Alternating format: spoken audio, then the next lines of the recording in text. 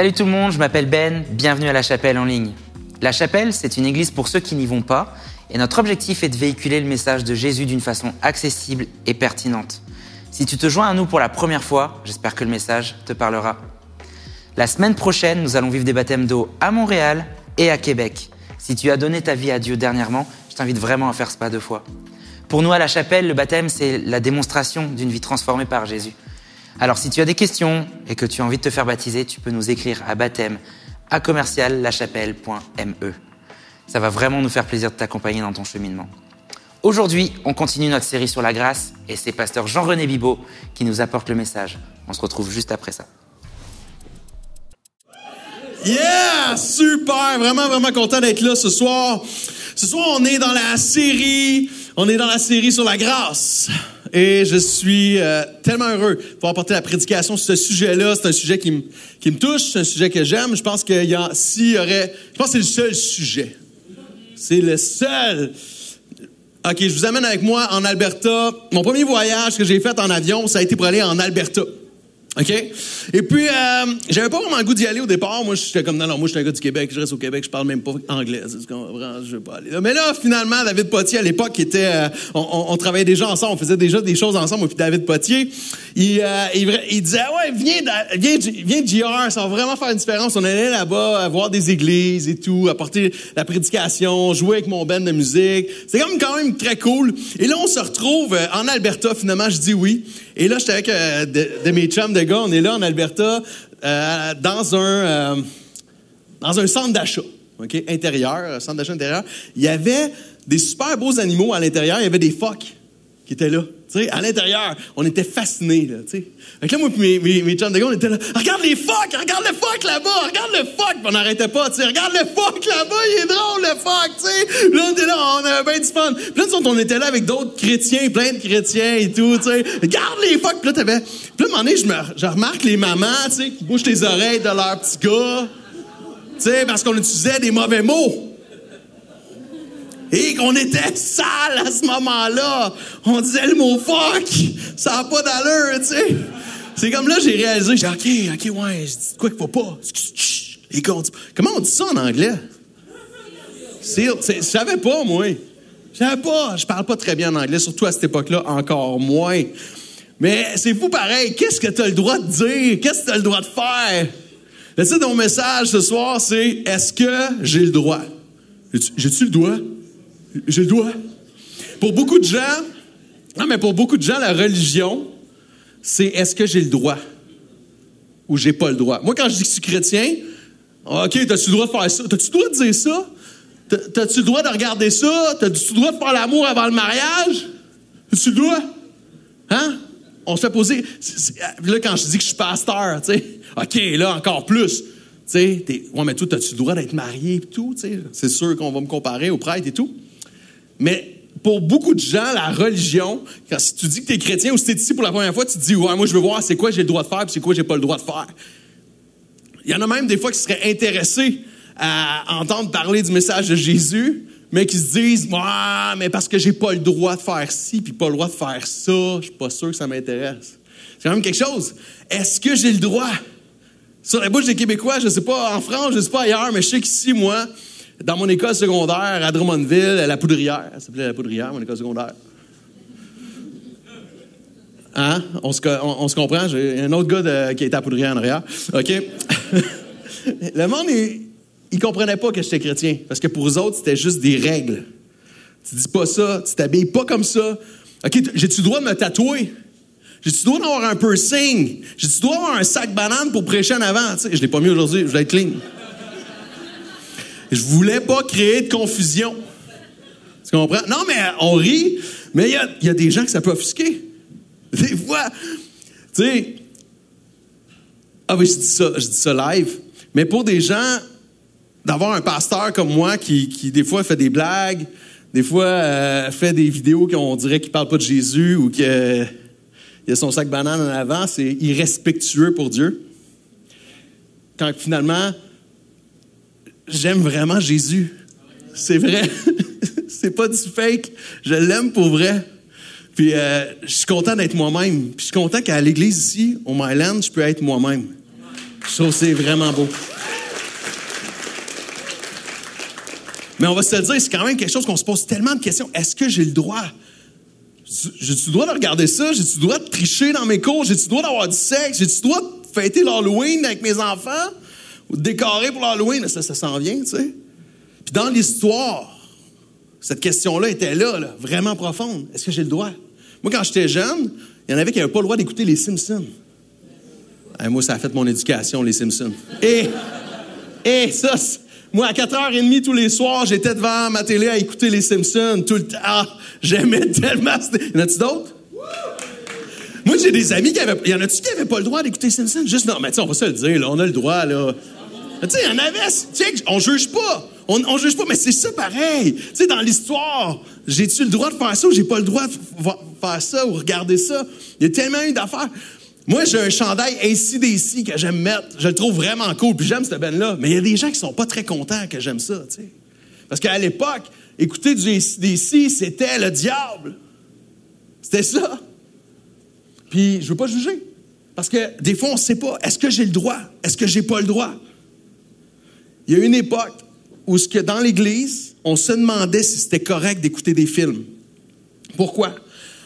Parce que l'image bougeait.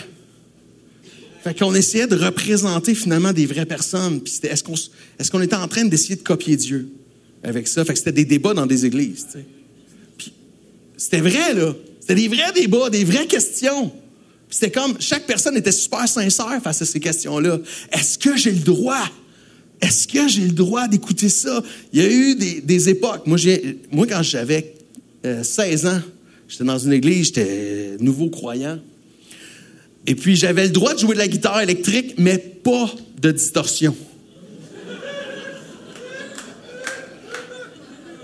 Y a-t-il des guitaristes ici? Jouer de la guitare électrique, pas de distorsion, c'est correct, tu sais. Pas de pédale, là, tu sais, tout nu, là, plugué dans des DI, là. Direct dans DI, pas rien, là. Pas de simulateur d'ampli, là. C'est pas beau. C'est juste, je joue pas, tu sais. Je joue de la guitare. Il y a eu des époques où le drum, c'était vraiment, on n'avait pas le droit de faire ça. Des églises qui ont eu des débats là-dessus, des combats là-dessus. Alcool, pas alcool. Tu vas en France, tu dis, ben non, on boit du vin tout le temps. Tu vas aux États-Unis et tu bois pas d'alcool, tu sais. Non, mais c'est spécial, pareil. J'ai le droit ou j'ai pas le droit? Je suis convaincu que je suis pas tout seul à savoir poser cette question-là. Régulièrement. Hey, j'aime Jésus. J'ai-tu le droit de faire ça? C'est comme si c'est tout de suite la question qui va après, tu sais. Oh, mais, tu sais, je veux y plaire. J'ai-tu le droit ou j'ai pas le droit? J'ai l'impression que je peux pas dire ce qui est dans mes notes. Mais j'ai le droit? OK. C'est pas de ma faute. C'est pas de ma faute. La position missionnaire. Ça a été... Savez-vous pourquoi on appelle ça de même? Parce que c'était les missionnaires qui disaient que c'était la seule vraie position. Tu sais? Non, mais est-ce que j'ai le droit? Qu'est-ce que tu fais à savoir si la personne, comment elle fait ses affaires dans sa chambre à coucher, tu sais? Qu'est-ce que tu fais là? Hein? Qu'est-ce que tu fais là? Mais on s'est mêlé de tellement de choses, puis encore aujourd'hui, on s'en mêle encore au nom de la religion. Puis je pense que ces questions-là, est-ce que j'ai le droit? Pour moi, c'est la plus grande distraction du vrai message de Jésus-Christ. C'est une des plus grandes distractions du plus beau cadeau qui nous a été offert. La vie de Jésus. Jésus s'est donné, a donné sa vie complètement. Il a tout donné, là. Il a dit, moi, je garde rien, je donne tout. Je meurs, je saigne, je sacrifie, je mange des coups. Tout ça, je le donne pour toi. Puis je crois que le « est-ce que j'ai le droit », c'est une des plus grands voleurs de la grâce. De ce cadeau-là immérité. Je pense que c'est l'opposé, finalement, de la grâce. On est là dans une série sur la grâce. Peut-être qu'il y en a qui se disent, peut-être vous regardez en ligne, ou peut-être que vous êtes ici et vous dites, bon, ils font une série sur la grâce à Montréal, c'est sûr, tu sais, la ville du péché. Fait que si sais, ça, c'est pour avoir plus de monde dans votre église. Vous voulez plus de monde, fait que vous faites un message qui est cool, tu sais. Je pense des fois, on peut penser ça. On peut penser qu'on veut faire un message sur la grâce parce qu'on veut plaire dans une ville où ce qu'on fait n'importe quoi. On veut être aimé, peut-être. C'est peut-être pour ça qu'on fait ça. J'ai peur qu'on me juge à cause de ma façon de vivre. Fait que je vais prêcher sur la grâce comme ça. Vous n'aurez pas le choix de ne pas me juger. Tu sais. Peut-être que ce serait pour ça que je prêche sur ce sujet-là. C'est pour excuser des péchés. Parce qu'on en a tellement besoin. On est tordus, nous autres, plus que la majorité des gens au Québec. Mais j'aimerais ça vous dire que notre besoin de Jésus a toujours été autant vital et notre désir de vivre sans lui toujours autant présent. Dans toute l'histoire.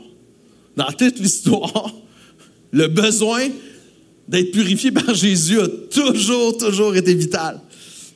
Puis, notre désir de vivre sans Jésus, il a toujours été autant présent, là. Pas plus aujourd'hui qu'hier, puis que demain.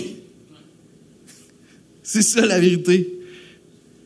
La grâce, c'est le seul vrai message de Jésus.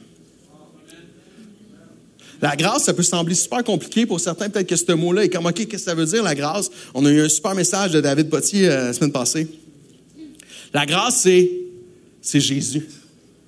Jésus, c'est la grâce. Tu veux savoir c'est quoi la grâce? Regarde la vie de Jésus. Jésus, c'est la grâce. La grâce, c'est quoi? C'est un cadeau. Jésus, il s'est donné. Il a donné sa vie. La grâce, c'est Jésus. Jésus, c'est la grâce. Le cadeau immérité, c'est Jésus. Cherche Jésus, pas ce que tu peux faire. C'est bon, ça, c'est écris-le. Écris-le. Prends un selfie, marque hashtag, cherche Jésus, pas ce que tu peux faire. Non, pas nécessairement.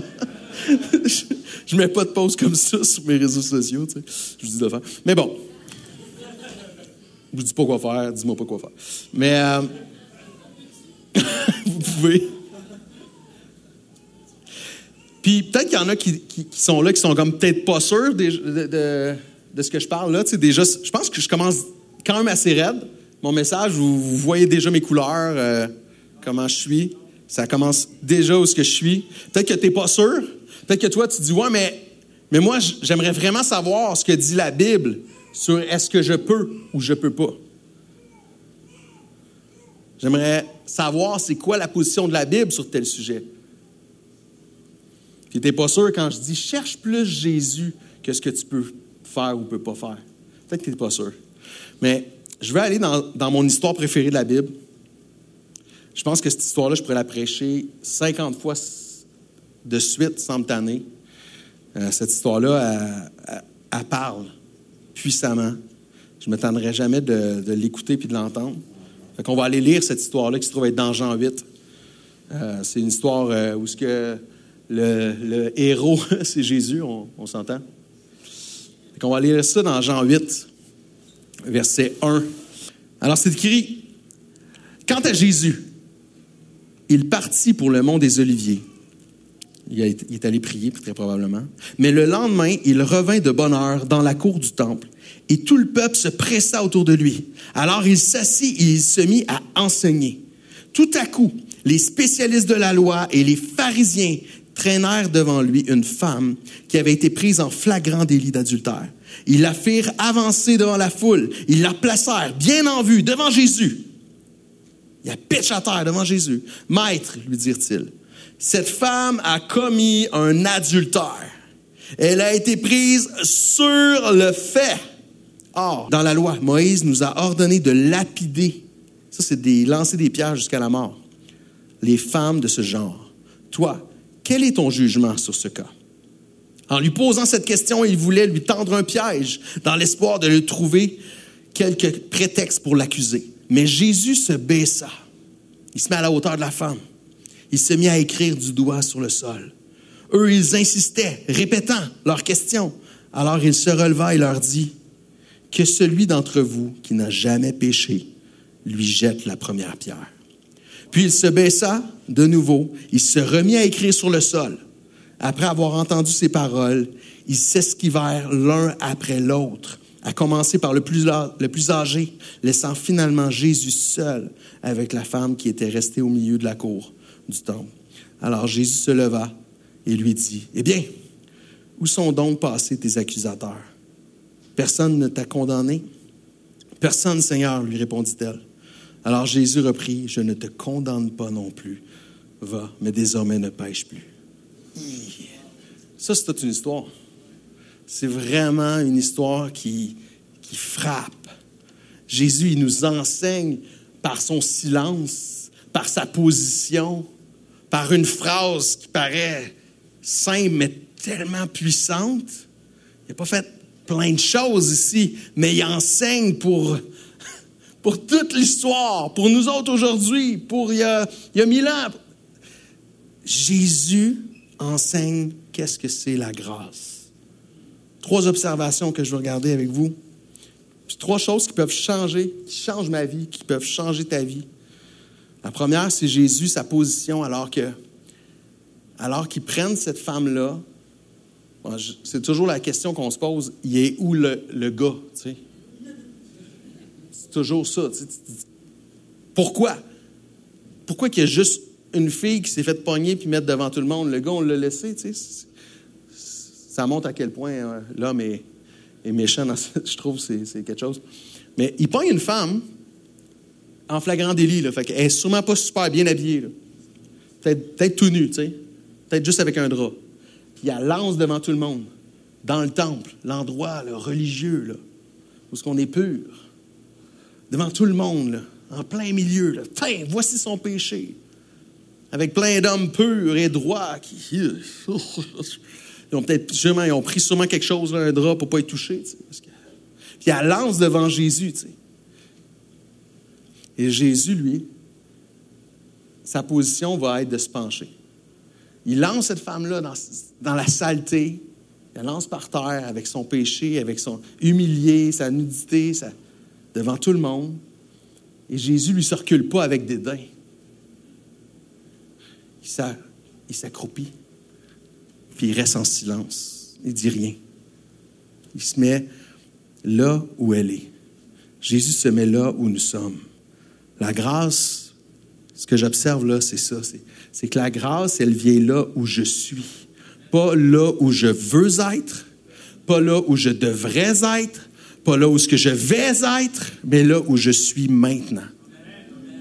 Ça, c'est la grâce. Là, maintenant. Oh, mais je veux pas être là. Mais t'es là, sois là. Parce que Jésus est à côté de toi. C'est puissant quand même. T'as des hommes pieux qui sont là, puis Jésus dit, non, moi je veux être avec elle qui est sale. Jésus, lui, il se met par terre, dans la saleté. Il n'est pas en train de la relever. Il n'est pas là, hop, lève-toi, là, tu n'as pas d'avoir de honte. Non, il n'est pas en train de faire ça. Il se met avec elle, en silence. Il ne répond même pas tout de suite. La religion, c'est quoi qu'elle me dit? La religion, elle me dit, lève-toi, plus vite, travaille fort, arrête de retourner là, sois plus fort, voyons donc. Voyons donc, tu retournes là. Tu fais encore ça. Tu me niaises. Fais 5 fois, je te le dis. Ça, c'est la religion. La religion, elle dit, pas encore. OK, là, on va te mettre sous discipline, il faut que tu changes. Ça, c'est ça que la religion a fait. Elle dit, debout, change. Encore. C'est pas assez. C'est là que tu vas être. Mais Jésus, il se met là où tu es. Pas où tu devrais. Pas où ce que tu penses. Là où tu es. La grâce te rencontre là. Puis sais-tu qu'est-ce qui est beau de la grâce? C'est qu'elle continue à te rencontrer là. La grâce, c'est pour aujourd'hui, c'est pour demain. C'est pour toujours. La grâce, elle me rencontre tous les jours où ce que je suis. C'est tellement beau. Quand personne veut de toi, parce que tu as un endroit que Jésus il est là. Il n'y a pas d'endroit trop sale. Il n'y a pas d'endroit trop loin. Jésus il est là. Lui, il est là. La deuxième chose que j'observe dans ce texte-là, c'est que Jésus, il n'est pas pressé par la loi. OK? C'est quoi la loi? C'est toutes les règles. Dans la Bible, là, tu peux en lire des choses. Tu peux en lire des choses de fais pas ci, fais pas ça, des règles. C'est vrai qu'il y a beaucoup de règles qu'on pourrait lire. Et puis, les religieux, quand ils viennent devant Jésus, ils viennent avec des règles qui sont écrites dans la Bible, là. Ils sont vraiment écrits là, dans l'Ancien Testament. Puis ils disent, c'est écrit ça, là. Qu'est-ce qu'on fait avec ça? Puis là, ils pressent, ils mettent de la pression. Ils disent, c'est écrit, là. La parole. On pourrait dire ça, tu sais, avec un... Même si je mets plus de puissance dans ce que je dis, puis que je suis en train de faire la parole de Dieu, ou que je mets vraiment de puissance dans ce que je vais dire, ce que tu as besoin, c'est de Jésus. Puis les religieux qui sont là, ils mettent de la puissance. Jésus, écoute-nous. Ils mettent gros de la puissance. Écoute-nous, c'est écrit ça dans les textes. Mais Jésus ne répond pas. Jésus ne se laisse pas presser par les textes. C'est quelque chose pareil. Moi, je pense que je vivrais de la pression puis je me mettrais un petit peu à trembler. Oui, t'as raison. Lance une pierre. Peut-être que je ferais ça, genre, tu sais, je la pitcherais. Oui. Je ferais sûrement de quoi de même, tu sais. Je me sentirais mal après. Mais tu sais, sur le coup de la pression, tu sais. Mais Jésus, lui, il répond pas à cette pression-là. Il n'est pas pressé par la loi. Le but de notre vie sur cette terre, ce n'est pas de cocher. On aime ça faire des listes puis cocher. Mais c'est pas de cocher. Oh, j'ai réussi ici. J'ai résisté. Tac, tac. Ce n'est pas ça. C'est pas ça. Le but de juste cocher les règles, une règle. Le but, c'est d'avoir une relation avec Jésus. Quand je lis l'histoire de Jésus, quand je lis les Écritures, ce que je vois, c'est des gens qui cherchent une relation avec Jésus. Et c'est ça qui sauve. C'est ça la grâce. C'est ça. Avoir une relation avec Jésus, pas cocher. Bon, je suis délivré. Tac, tac, tac, tac. Je pense que parfois, c'est des choses qui vont se produire dans nos vies. Je ne veux pas dire que Jésus ne fait pas ses œuvres là en nous. Je veux vraiment mettre de quoi d'important. Sur le but, c'est d'avoir une relation avec Jésus. Puis même parfois, peut-être que moi ou toi, on s'est senti, on a pensé qu'on devait être comme le religieux dans cette histoire, qui est le pharisien, qui est le spécialiste. C'est quand même des gens qui ont une connaissance des Écritures, là. Plus qu'une connaissance, ça veut dire ils connaissent plus les Écritures que chacun de nous ici, là, de cette époque-là. C'est incroyable là, à quel point qu'ils lisaient, à quel point qu'ils comprenaient, qu'ils récitaient, à quel point il y a quelque chose dans leur désir de piété qui est vraiment... wow, bravo, tu sais. Mais parfois, on va faire comme eux, on va se sentir obligé. Tu es avec quelqu'un, ouais, je pense qu'il faut que je dise que ce qu'il fait, c'est pas correct. Tu sais. Je dois lui dire qu'il est dans le péché. Je dois lui dire que ce qu'il fait, c'est mal. Je pense qu'on a plus... en tout cas, j'ai l'impression qu'on a trop souvent cette pensée-là. Qu'on peut être avec quelqu'un qui traverse quelque chose, une situation, puis on est là, on parle ensemble, on est deux croyants, puis on se sent comme, je pense qu'il faut que j'y dise. Il faut que j'y dise, ce que tu fais, c'est pas correct. Dis pas ça, parle pas comme ça, agis pas comme ça, flirte pas avec telle affaire. Puis, on va se sentir être un bon croyant parce qu'on fait ça. Mais quand je lis ce texte-là, je me dis, est-ce que parfois je me cache derrière mes connaissances plutôt que de chercher la grâce de Dieu? Est-ce que ce que je veux, c'est que la personne avec qui je sois connaisse la grâce de Dieu ou je veux qu'elle fasse les bonnes choses et les bonnes règles, finalement qu'elle obéisse aux lois? Qu'est-ce que je veux vraiment? Est-ce que je veux qu'elle découvre Jésus? Moi, j'ai été 15 ans pasteur jeunesse. C'est quoi ça veut dire pour ceux qui ne savent pas? Pasteur jeunesse, c'est un pasteur dans un groupe d'adolescents. OK? Et puis, 15 ans, j'ai eu le temps d'en voir une couple. OK? Puis une chose que j'ai réalisée, c'est que beaucoup de jeunes qui ont grandi dans une famille chrétienne ne connaissent pas la grâce. Ça, c'est une chose que j'ai observée. éduquer, puis moi, je suis papa. J'ai vu que c'était difficile d'éduquer des enfants dans la grâce. C'est plus facile à dire à ton enfant, fais pas ça, Dieu aime pas ça. Ben, plus facile. Tu sais, expliquer la grâce, puis tout. Ben, tu sais, tu peux le faire, mais tu peux pas le faire. Ben, j'aime pas ça que tu le fasses, mais si tu le fais, tu sais, Dieu t'aime pareil. Tu sais, à un moment donné, c'est un peu compliqué à expliquer à un enfant, là. Tu sais? Tu s'entends? Fait que tu dis, fais pas ça, c'est pas gentil, Dieu aime pas ça, tu sais. J'ai fait des erreurs de même. Je regrette parce que c'est tellement ça. On va grandir plus facilement avec une pensée qu'il faut faire des choses puisqu'on croit en Dieu que de se dire, non, c'est par la grâce, j'ai rien à faire. On n'aime pas ça. Oui, mais Jean-René, il faut que tu dises qu'il y a aussi des affaires. Non. La grâce, là, c'est juste que tu n'as rien à faire. C'est lui qui a tout fait.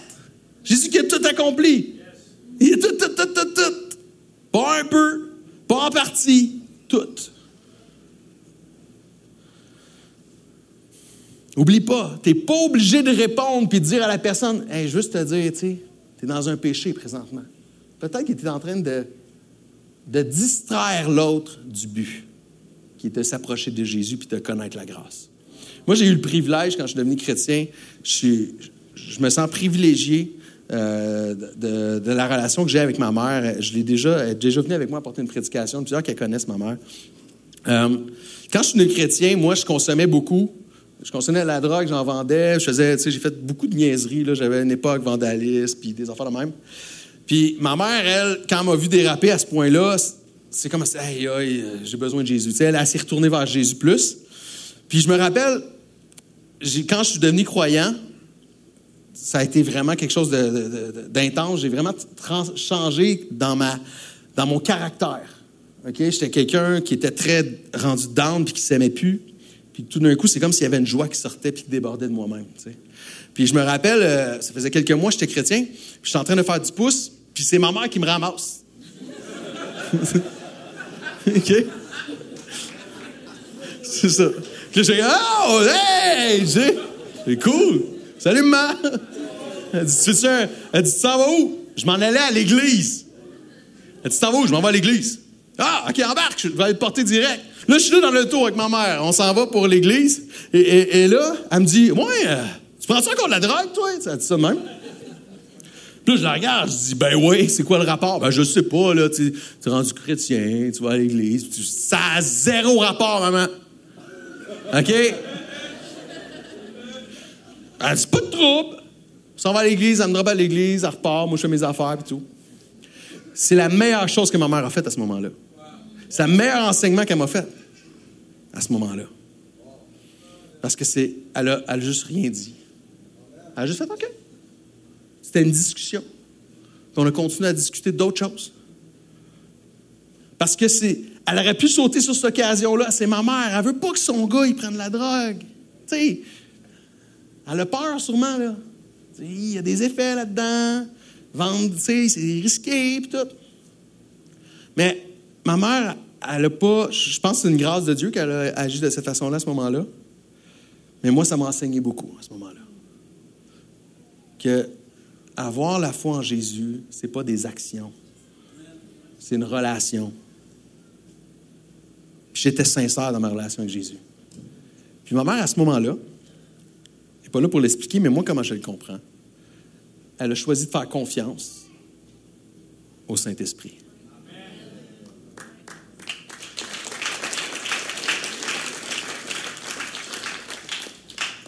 Le Saint-Esprit, c'est Dieu qui habite en nous. OK?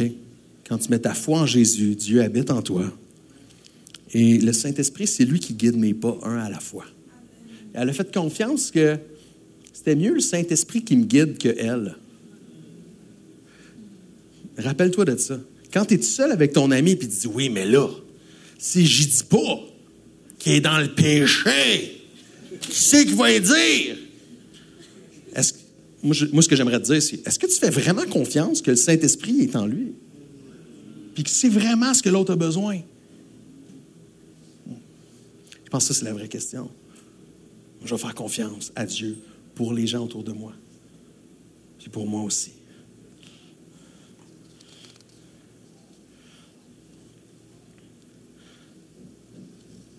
Ouais, je vais lire le texte de 1 Corinthiens 6, verset 11. J'étais comme en hésitation, je le disais, mais je vais le lire. Je ne sais pas si tu peux mettre... Ah non, je ne l'ai pas sur PowerPoint. OK, je l'ai juste ici. Je vous lis ça. Dans 1 Corinthiens 6, verset 11, c'est écrit « Voilà bien ce que vous étiez, certains d'entre vous. » Il a comme nommé plein de choses qui faisaient qu'on est injuste. Et là, il dit « Mais vous avez été lavés. Vous avez été purifiés du péché. Vous en avez été déclarés justes au nom du Seigneur Jésus-Christ et par l'Esprit de notre Dieu. » Ce que Paul est en train de dire ici, il dit, c'est pas ce que tu fais ou ne fais pas qui te déclare juste, c'est l'œuvre de Jésus qui fait que tu es juste. Fait que quand dans la Bible, tu lis quelque chose qui dit ça, c'est des choses injustes, c'est souvent pour te rappeler que tu es rendu juste, pas en les faisant plus, mais en mettant ta foi en Jésus-Christ. Juste une parenthèse ici. Que c'est Jésus qui a rétabli... Ah, c'est ça, c'était bon. Je vais skipper ce bout-là, mais je peux pas. OK, ouais. C'est trop bon, c'est ça. Je checkais pour skipper, je voyais le temps qui coule, puis tout. Mais dans Genèse 2,17, au début là, de la Bible, là, Genèse 2,17, OK? Il y a quelque chose qui est écrit, OK? C'est la chute qu'on va appeler ça.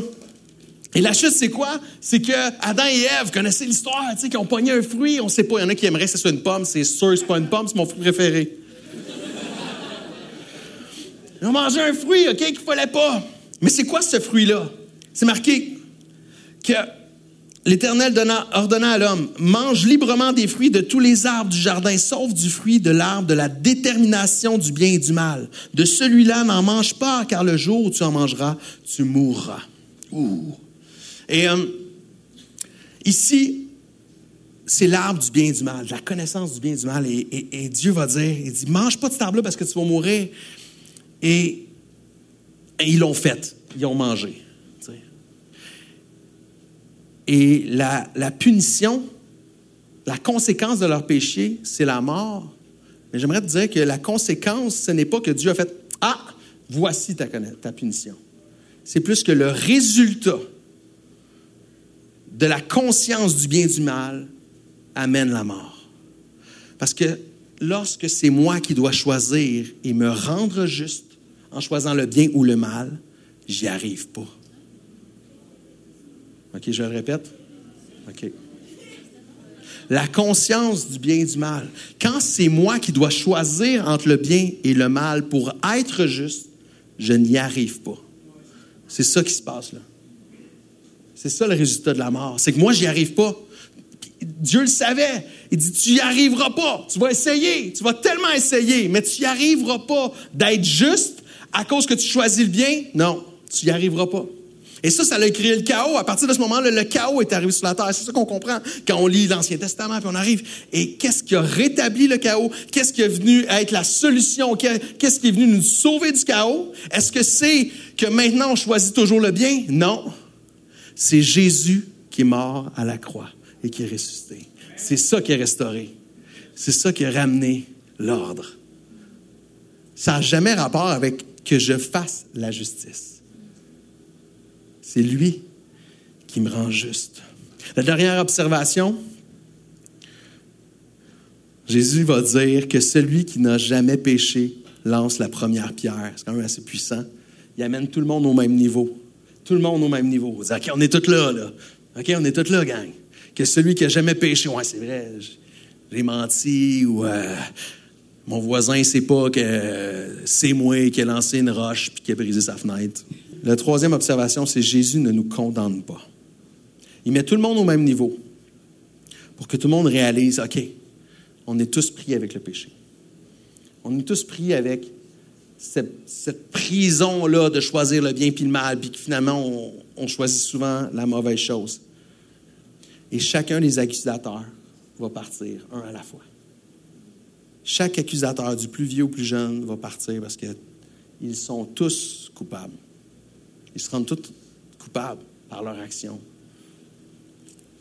Ça peut représenter tous ceux qui t'accusent, toi.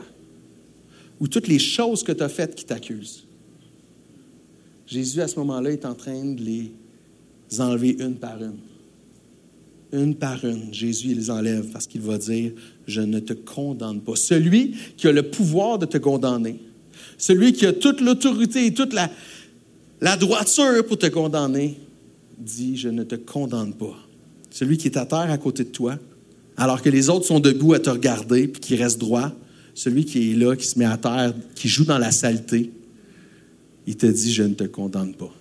Je te retrouve là où tu es sale, je t'accepte là et je ne te condamne pas. Parce que c'est lui qui va porter la condamnation pour nous. Parce que c'est lui qui l'a porté pour nous. Tout ce que nous, on a à faire, c'est mettre notre foi en Jésus. En croire dans sa grâce. Puis, juste une petite illustration sur la foi. Je sais pas si je pensais qu'il y aurait un petit banc ou quelque chose. Tu sais qu'il y a une chaise? Donne une chaise. Ah, il y a une chaise vide, là.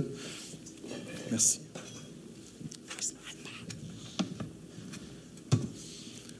La foi, c'est 3 choses. OK? 3 choses sur la foi. La foi, il faut y croire. Non, la foi, il faut la connaître, il faut y croire et il faut mettre notre confiance. Hein? La première chose, il faut connaître que ça, c'est une chaise. À quoi ça sert une chaise? Ça sert à s'asseoir. De connaître. La première chose, c'est connaître Jésus. Il faut connaître Jésus. Connaître que ça, c'est une chaise. C'est super banal, j'en ai. Oui, je sais, mais c'est vraiment profond. T'auras pas ça dans un cours de 2e siècle, là. Mais regarde, on a ça ici. Moi, je trouve ça vraiment beau. Ça m'aide à me rappeler c'est quoi la foi. Premièrement, c'est connaître. Connaître que c'est une chaise. Oui, je connais que c'est une chaise. Deuxième chose, c'est croire. Deuxième chose, c'est croire que cette chaise-là, elle peut porter mon poids, 220 livres quand même. Oui, je l'avoue, j'ai mangé allègrement. L'action de grâce. Je connais, mais maintenant je crois que cette chaise-là peut prendre mon poids. Mais la troisième, qui est aussi importante, c'est de mettre ma confiance. Ça, c'est comment? C'est en m'assoyant dessus. La foi, c'est ça.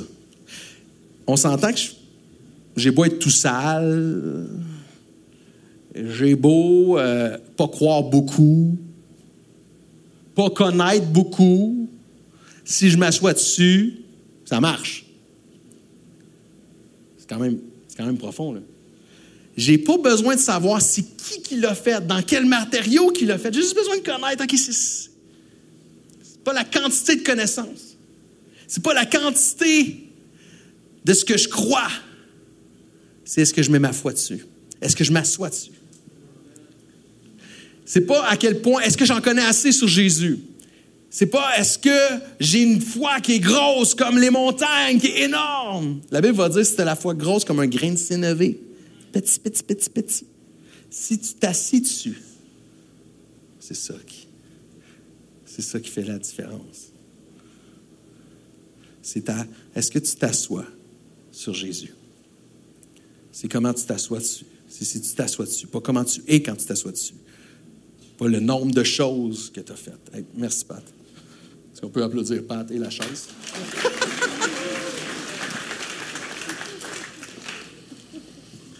Est-ce que je dis à Dieu, j'ai écrit ça, je trouve ça quand même bon. Est-ce que je dis à Dieu ce que je dois changer ou je fais confiance qu'en me collant à lui, il me fait marcher sur le bon chemin? Je mets ma foi en Jésus. Je ne lui dis pas quoi faire, j'ai confiance en lui. J'ai confiance que le Saint-Esprit qui a mis en moi, c'est lui qui me guide. C'est lui qui fait avancer mes pas. C'est lui que je ne suis pas condamné. On a tellement peur. Je m'étais fait une liste des peurs parce que souvent, c'est les peurs qui font qu'on passe à côté de la grâce. Tellement peur de manquer, tellement peur de perdre, tellement peur de l'étranger, tellement peur de la différence qu'on passe à côté de la grâce. La grâce, c'est l'acceptation. La grâce, c'est que la personne est différente. Puis tu l'aimes, puis tu l'acceptes comme ça, puis tu ne dis pas quoi changer. La grâce, c'est tellement beau. À chaque fois que tu fais quelque chose de stupide, un acte mauvais, égoïste, que tu sens tellement mal, crevassé par en dedans dans ton âme, quand tu sens le désespoir, déçu, tu sens la honte, et que tu as mis ta foi en Dieu, ce n'est pas Dieu c'est ton cerveau, c'est la culture, c'est ta propre honte. C'est peut-être un chrétien qui t'a bien intentionnellement dit quelque chose qui crée ça en toi. Parce que celui qui est vraiment concerné par tes actions, il ne te condamne pas. Je termine avec une histoire. L'histoire de la fourmi puis de l'éléphant. Une histoire vraie? Non. J'ai 3 filles, puis dans le temps, j'avais un album de musique qu'on mettait pour mes enfants. Puis cette histoire-là était sur ce petit album-là, puis j'ai toujours trouvé que c'était vraiment puissant. C'est l'histoire d'un éléphant puis d'une fourmi que, à tous les jours, ils passent par un pont. Puis quand ils passent par ce pont-là, c'est un pont en bois, puis leur gros fun, c'est faire trembler le pont. Le gros fun de l'éléphant et la fourmi, tu comprends? Ils font trembler le pont. Puis là, quand ils finissent de faire trembler le pont, t'as la fourmi qui est sur le dos de l'éléphant, qui check l'éléphant, puis qui dit « Hey, on l'a-tu fait trembler le pont? » Toujours trouvé ça drôle, pareil. Parce qu'on s'entend que la fourmi n'a pas rapport. Qu'elle soit là ou qu'elle soit pas là, ça change rien, tu sais. Mais je trouve qu'on est de même. C'est trop cute. C'est une petite histoire cute, mais c'est ça, je suis de même. Des fois, je suis comme, hey, Jésus, je me sens en shape. On va le faire trembler, le pont. Il y a d'autres fois, je suis pas sûr que c'est une bonne idée qu'on y aille. Je me souffle une cheville. Je pense que je le ferai pas trembler. Ah, hier, j'ai regardé quelque chose sur Netflix. Pas sûr que c'est une bonne idée qu'on y aille. On le fera pas trembler. Je dis des choses qu'on ne devrait pas dire. J'agis d'une façon que je ne devrais pas. Pas sûr qu'on va le faire trembler, Jésus. Je trouve qu'on est de même. C'est cute, quand même. Quand je pense de même, je devrais me dire, hey, c'est cute, tu sais. Parce que ça n'a pas rapport avec moi. Ça n'aura jamais rapport avec moi. La grâce, c'est que ça va toujours avoir rapport avec Dieu. Avec Jésus, ce qu'il a fait à la croix. Toujours. Ça va toujours avoir rapport avec ça. Rien d'autre. Ce qui est le fun de ça. Pour certains, vous disent, oh, mais là, ça veut dire qu'on peut tout faire. Écoute bien, ce qui est beau de ça, de la grâce, c'est que ça transforme ta vie. Ça t'enlève un poids qui fait, vis ta vie, enfin ta vie, t'arrêtes d'être, ouais, mais là, je suis en prison, je suis esclave, faut que je marche les fesses serrées. Come on, vis ta vie. T'as plus besoin d'être pris en prison. C'est libérateur. Ça veut dire que la fourmi sur le top de l'éléphant, elle peut se mettre à s'entraîner si elle veut, c'est pas grave. Elle fait 7 ans, mais elle peut le faire. Elle peut commencer des études en graphisme. Elle peut commencer à être une actrice ou un acteur, c'est correct. Parce qu'ils vont faire branler le pont pareil. C'est quelque chose. Moi, je voulais être acteur quand j'étais plus jeune. C'était mon rêve, j'ai tout fait pour ça. Mais les chrétiens disaient tout le temps, moi, mais là, Jean-René, tu peux pas être acteur, tu sais. Qu'est-ce que tu vas faire quand ça va être des scènes d'amour? C'est peut-être bien drôle, mais moi, le petit kid de 16-17 ans qui était chrétien, qui voulait tellement plaire à Jésus, ce rêve-là, moi, je l'ai tassé, tu sais. Je trouve ça ridicule. Ridicule. Parce que c'est Jésus qui fait trembler le pont. C'est pas moi. Jésus veut que je sois moi. Il veut que tu sois toi. C'est lui qui t'a créé. Il t'a créé comme t'es. Puis de saisir la grâce, là, c'est le potentiel d'être vraiment nous. Un auteur que j'aime beaucoup, qui a écrit un livre que je me suis inspiré beaucoup pour ce message, qui est L'éveil à la grâce, Charles Swindoll. Je termine avec ça. Il dit, les bienfaits de vivre une vie dans la grâce. Premièrement, nous ne sommes plus irrémédiablement liés par nos pulsions et nos désirs. De saisir la grâce, que c'est Jésus qui fait trembler le plomb, là, ça fait que je suis plus pogné, que c'est plus mes désirs qui me drivent. C'est plus ça. Ça donne une liberté sur nos pulsions et nos désirs. Nous sommes libres de décider de notre propre choix. Je trouve que c'est beau. Moi, la grâce de Dieu me donne ça, me permet de dire, hey, je peux décider, je peux avancer. C'est malade.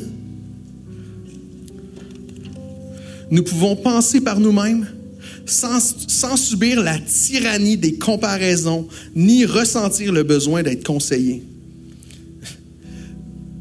Combien de chrétiens qui viennent me voir et qui ils veulent juste savoir s'ils peuvent. Est-ce que la Bible me dit oui? Est-ce que...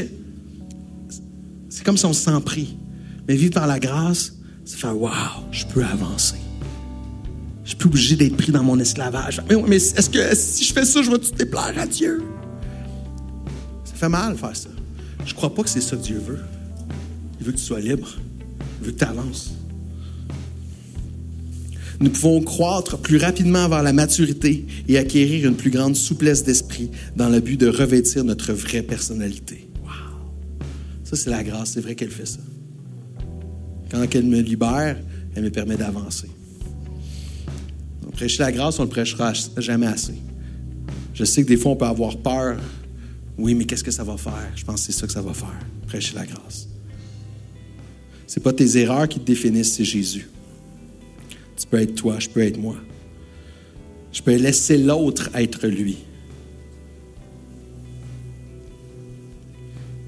Dernière citation, Charles Spurgeon, un prédicateur, un grand prédicateur, qui a dit « Justifier le juste n'a rien de puissant, mais justifier le pécheur, voici le vrai miracle. » On est une gang de pécheurs juste aux yeux de Dieu. Puis je suis comme, wow, c'est ça qui est le miracle. Quand tu me regardes, tu crimes, Jean-René, il est drette, hein, il pêche jamais. Pour moi, c'est pas le plus gros des miracles. Le plus beau des miracles, c'est que je suis tout croche, là, pour vrai. Je fais tellement d'erreurs comme père, comme mari, comme collègue de travail, comme pasteur, comme... hey, j'arrête pas. Mais Dieu, il veut m'utiliser pareil. Ça, c'est un miracle. Je trouve que c'est ça, le vrai miracle. Ce soir, on peut être les pharisiens ou on peut être la jeune femme adultère. Moi, je veux choisir d'être la jeune femme adultère. Parce que c'est là que Jésus s'est penché. C'est avec elle qu'il s'est mis à terre. C'est pas avec les pharisiens.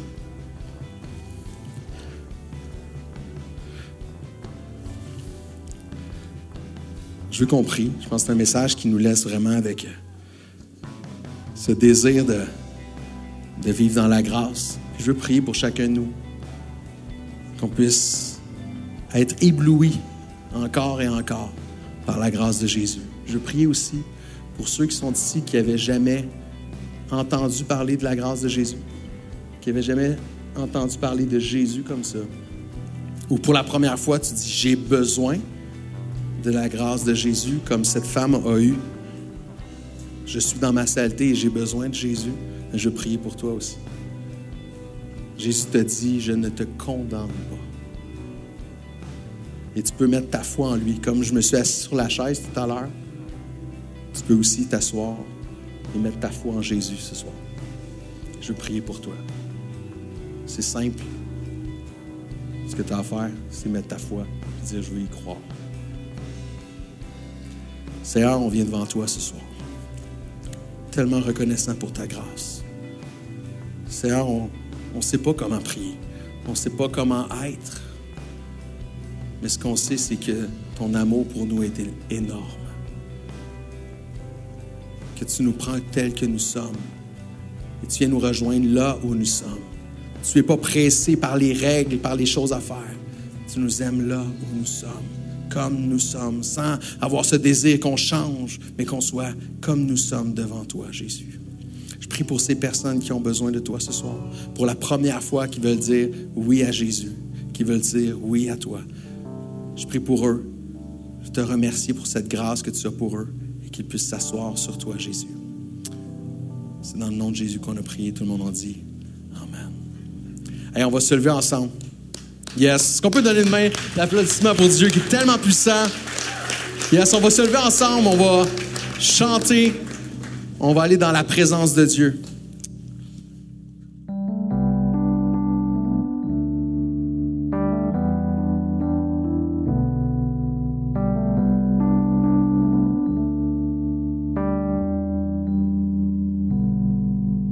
Je me repose toi.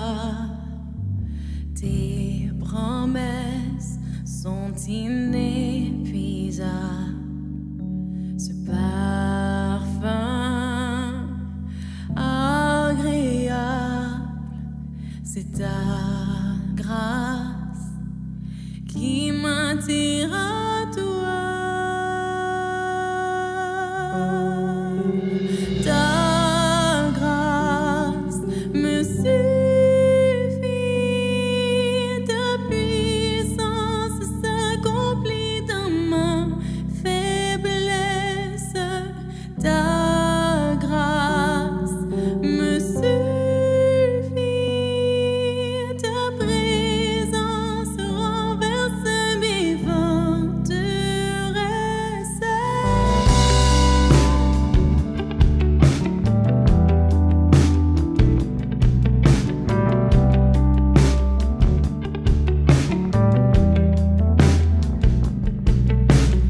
Dans l'épreuve, je garde courage.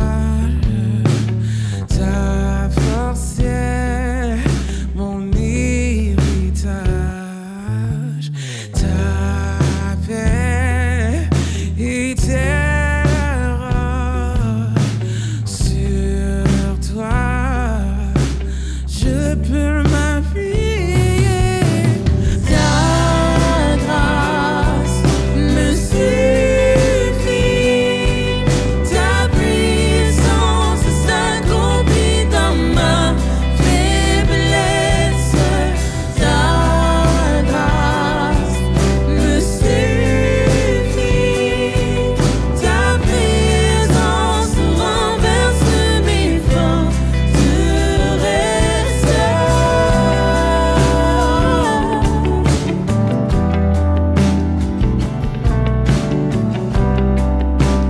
Ma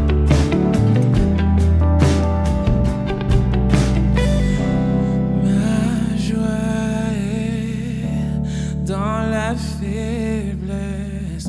Quand je suis faible, alors je suis fort. Ma joie est dans la faiblesse.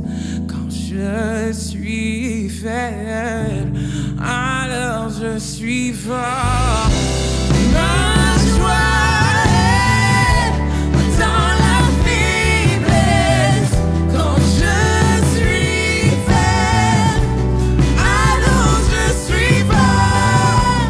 Ma joie est dans la faiblesse.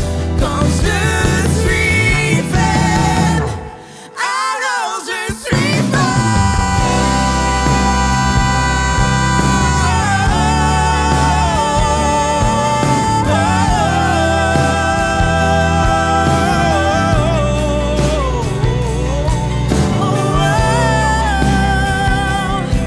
Jésus, ta grâce nous suffit.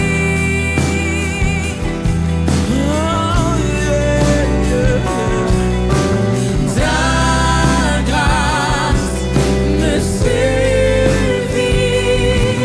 ta puissance s'accomplit dans ma faiblesse. Ta grâce me suffit, ta présence renverse mes forteresses. Ta grâce me suffit,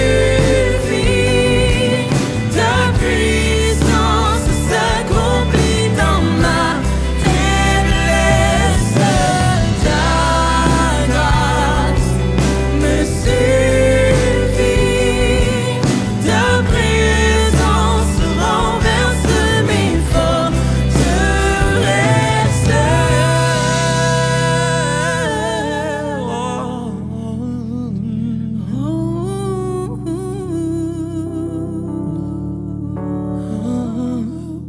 Ta grâce me suffit. Ta grâce me suffit. Oh, oh, oh,